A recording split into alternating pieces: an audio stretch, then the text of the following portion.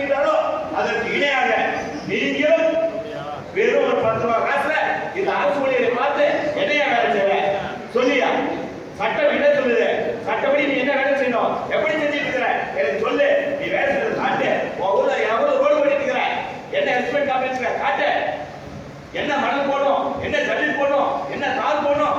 Road போட்டுமே ஏற்கனவே ரோட்டை எடுத்துட்டு அங்க இருக்கிற பழைய ரோடு எடுத்துட்டு அந்த ரோடுடைய உயரம் மாறாமல் பழையபடி ரோடு போட்டுவிடு, தரமான ரோடு போட்டுவிடு, சட்டப்படி ரோடு போட்டுவிடு.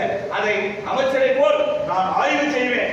உன்னுடைய அனுமதி பெற்று அரசின் அனுமதி பெற்று வேறு 10 ரூபாய் காசுல என்று சொல்லக்கூடிய அதிகாரத்தை தகவல் சட்டம் நாம் கொடுத்திருக்கின்றது. ஆனால் நடைமுறையில்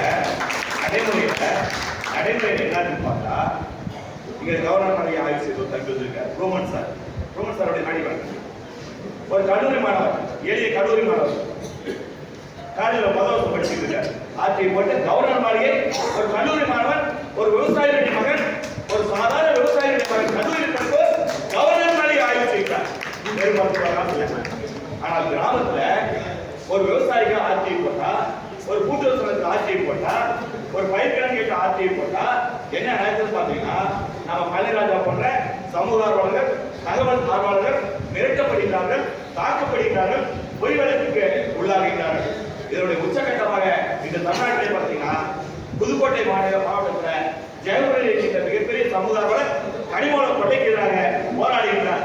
ஏறக்குறைய